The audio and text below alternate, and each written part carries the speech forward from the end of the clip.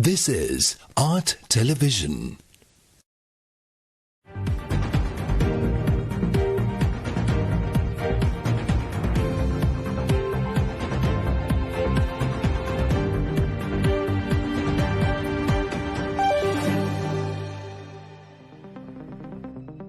A very good evening and a warm welcome to State of Business on Art Television. I'm Mariam Vijayaratna. Let's have a look at the headlines first. Government seeks technical advice from the International Monetary Fund. Government signs $500 million line of credit agreement with India. News in detail. The government began its 100 billion rupee grassroots level revival program this morning in keeping with its 2022 budget pledge. Finance Minister Basil Rajapaksa communicated to the media last night that it is expected the program will stimulate social, environmental, livelihood and socio-economic infrastructure development. The program involves 100,000 people heading projects of 1 million rupees each at the village level. The Finance Minister holds that the program is a bipartisan initiative which covers all districts and electorates regardless of whether the ruling party won a seat or not. Pointing to Colombo, Kolonnawa and Jaffna, where Sri Lanka Podujana Peramuna candidates could not secure a victory, the Finance Minister stressed that the government will support projects under this program in similar areas as well. Project allocations in the 2022 budget are 85 billion rupees under President Gotabaya Rajapaksa's Gama Samaga Pilisandara for the village level development and 15 billion rupees for the shop house proposal. The defining feature of this program is that the villagers drive these projects and implement them in cooperation with public servants. The minister added that while projects are expected to contribute towards achieving national development goals, the government's only role in the program is to provide the necessary funds. Finance Minister Basil Rajapaksa said yesterday technical advice from the International Monetary Fund on better managing debt servicing and boosting foreign reserves has been requested. Speaking to journalists at the gathering, Finance Minister Basil Rajapaksa was confident in Sri Lanka honouring the $6.9 billion debt servicing challenge for year 2022. The minister communicated that the IMF had agreed to extend support to Sri Lanka in writing. However, any notion of an IMF bailout for Sri Lanka was firmly denied. The finance minister added that before Sri Lanka can consider approaching the IMF for help, the nation must first be aware of its vulnerability. He holds that technical assistance tools from the IMF will help Sri Lanka get a clear picture of the nation's coming challenges and opportunities. The minister also stressed the importance of developing self-sufficiency rather than resorting to imports. Expanding local production and exports are more reliable means to fortify the economy instead of depending bilateral or multilateral loans. Building on these actions to secure the economy, the finance minister will visit India in mid-February to build stronger bilateral ties and in hopes of gaining import trade financing worth $1 billion. It is expected to ease balance of payment pressure on Sri Lanka as India is one of the top 2 trading nations which have a favorable balance of trade against Sri Lanka.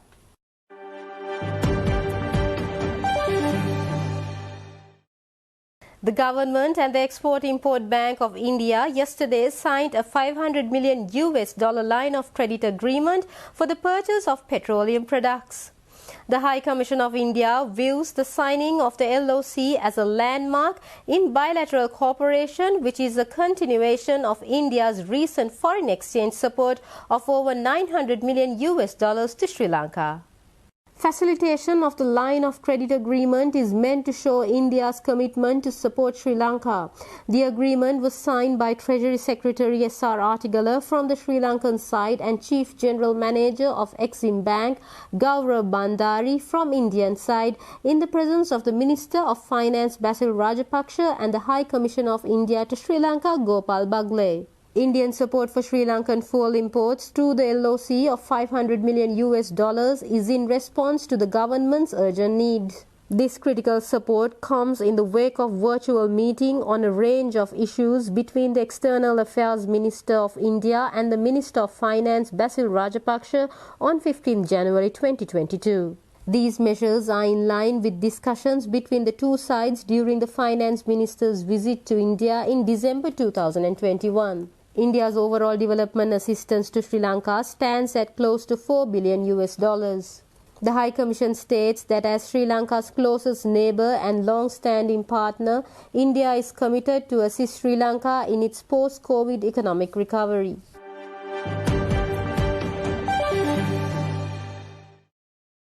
We'll be right back after this short commercial break.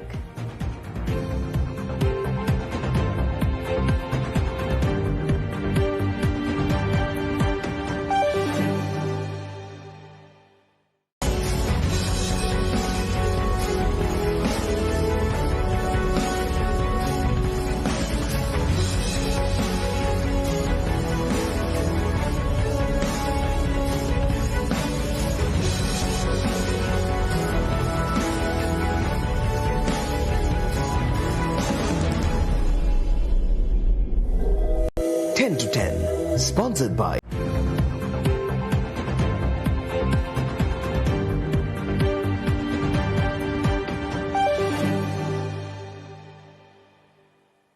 Welcome back after the break. Government has agreed to end the use of fossil fuels by 2050, encouraging green energy production and consumption by changing supply networks.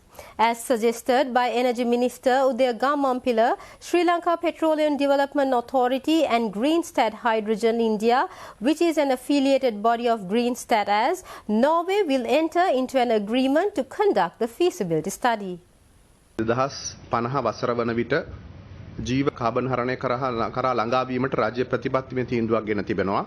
එම අරමුණ සපුරා ගැනීම සහ බලශක්ති සැපයුම් ජාලයන් වෙනස් කරමින් පොසිල ඉන්ධනවල සිට පිවිතුරු බලශක්ති නිෂ්පාදනය සහ පරිභෝජනය වෙත ක්‍රමානුකූලව යොමු වීමේ අවශ්‍යතාවය හඳුනාගෙන තිබෙනවා.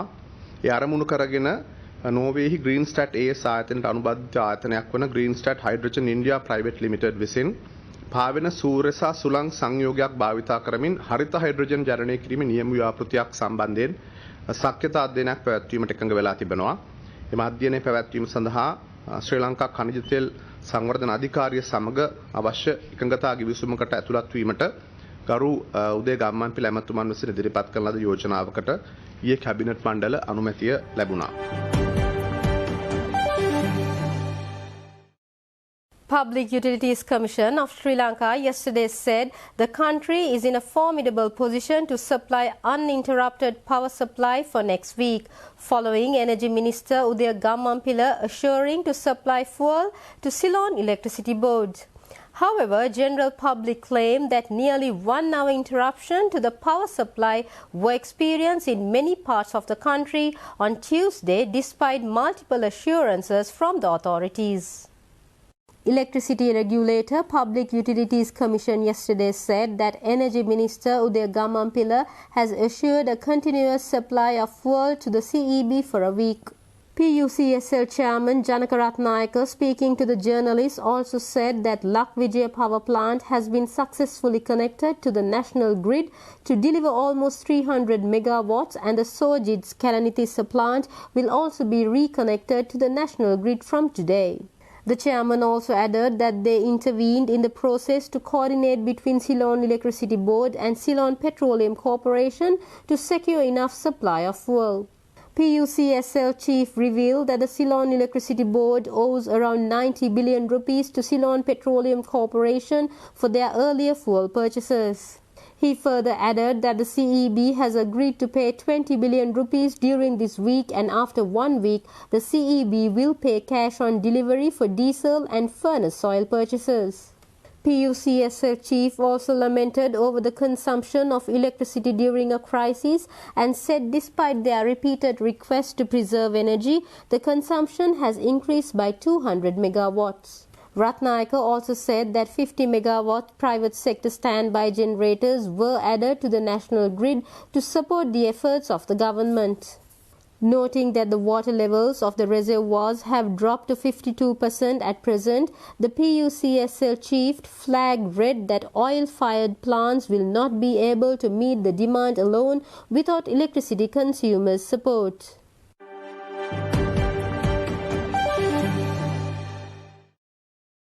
Speaking at a media briefing held yesterday by the SJB Centre for Economic Policy, Eran Wickramaratne discussed the ballooning inflation faced by the nation and its impact on the people. මේක සැපයුම හරහා ආපු ගැටලුවක් ප්‍රශ්නයක් ඇවිල්ලා මේ උද්දමනේ නැත්නම් බඩු මිල කියලා කිව්වොත් වහත්වෙන් ආපු ප්‍රශ්නයක්. ඉතින් මේක තේරුම් ගන්නේ නැතුව මේක විසඳන්න බෑ. සල්ලි අච්චු ගහලා විසඳන්න පුළුවන් ප්‍රශ්නයක් නෙමෙයි. සල්ලි අච්චු ගහපුවම මේ ප්‍රශ්නේ වැඩි වෙනවා. මොකද සැපයුම පැත්තෙන් එනවා නම් උද්දමනය බඩු මිල ඉහළ යනවා නම් සල්ලි අච්චු ගහලා ඉල්ලුම පැත්තෙන් උත් අපි ඒක කරන්න යනවා නම් මේ ප්‍රශ්නේ මීට වැඩිය අපි උග්‍ර කරනවා. දැන් අපි බැලුවොත් කොළඹ පාරිභෝගික මිල දර්ශනය ජනවාරි මාසේ 14.2යි. ඒක දෙසැම්බර් මාසේ 12.1යි.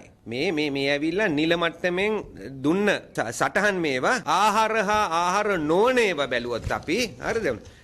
ආහාර කාණ්ඩයේ 2021 දෙසැම්බර් වල 22%යි. ඒ කියන්නේ මේ පසුගිය දෙසැම්බර් වල ජනවාරි මාසේ 25%යි. 22 ඉඳන් 25ට ගිහිලා එක මාසයකින්. හරි මේ ඇවිල්ලා ආහාර කාණ්ඩයේ විතරක්. එතකොට අපි ගත්තොත් ආහාර නොවන කාණ්ඩය ගත්තොත් 7.5%ක ඉඳලා ඒ දෙසැම්බර් ජනවාරි 9.2කට ඉහළ ගිහිල්ලා තියෙනවා.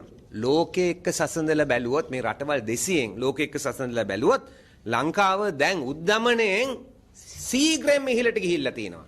සීග්‍රෙන් ඉහළට ගිහිල්ලා දැන් 12 වෙනි තැනට ඇවිල්ලා තියෙනවා. ඒ කියන්නේ තව ටිකකින් පළවෙනි තැනටත් යන්න පුළුවන්. දැන් යන විදියට උද්දමනය වැඩිවීම. ඉතින් මේ උද්දමනය කියන්නේ මේ ඇත්තටම බඩු මිල වැඩිවීම අපි බොහොම කෙටියෙන්ම කිව්වොත්. Speaking at the same event, Dr. Harsha De Silva said that attempts by the finance minister to encourage flow of foreign currency into the nation through unofficial channels would not work. විදේශ විනිමය ඉතාමත්ම දුර්ලභයි. හොයාගන්න බෑ. එක පැත්තකින් අපිට අවශ්‍ය ආනයන වලට ගෙවන්න ඩොලර් නෑ, අනිත් එක ණය ගෙවන්න ඩොලර් නෑ. ඒතර මේ පසුබිම තියෙන අවස්ථාවක තමයි බැසිල් ඇමතුමා මේ කියන්නේ අර උන්ඩියල් හවාලා ක්‍රමයට හරි ඩොලර් ලැබෙනවා නම් අපිට මේ ප්‍රශ්නේ විසඳ ගන්න පුළුවන් කියලා. දැන් ගැටලු කිහිපයක් මෙතනින් මතුවෙනවා. එකක් තමයි උන්ඩියල් හා හවාලා ක්‍රමයේ යටතේ ඩොලර් ලංකාවට ලැබෙන්නේ නැහැ. ඩොලර් ලැබෙන්නේ නැහැ. මොකද උන්ඩියල් හවාලා ක්‍රමය කියන්නේ අපි හිතමු සෞදි අරාබියාවේ කෙනෙක්ට ඩොලර් 100ක් ලංකාවට එවන්න ඕන නම් ඒ සෞදි අරාබියාවේ කෙනෙක් හුවමාරුවක් කරගන්නවා ඩොලර් 100. ඒ ගනුදෙනුවට ප්‍රකාරව ලංකාවේ කෙනෙක් රුපියල් අර පුද්ගලයාගේ බැංකු ගෙනුමට හෝ ඒ පුද්ගලයාගේ ගෙදරට ගිහිල්ලා දෙනවා. එතකොට ඩොලර් ලංකාවට එන්නේ නැහැ. ඒකයි මෙතන තියෙන මූලික ප්‍රශ්නේ.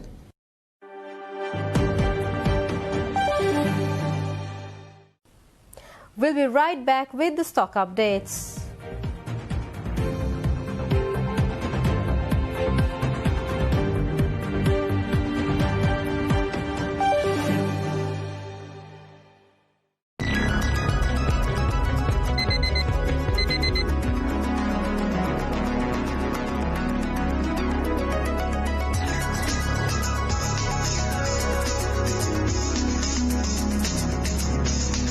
News, views, highlights, updates and opinions.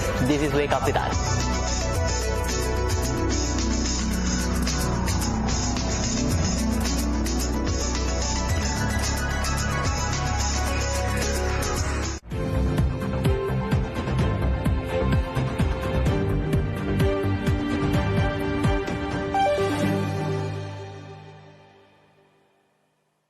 Welcome back after the break. Trading at Colombo Stock Exchange ended on a positive note today. The all-share price index gained 178.58 points to close at 12,762.60 and the S&P SL 20 gained 130.69 points to close at 4,351.85. The turnover was 6.4 billion rupees and over 182 million shares were traded. Up next are Forex rates.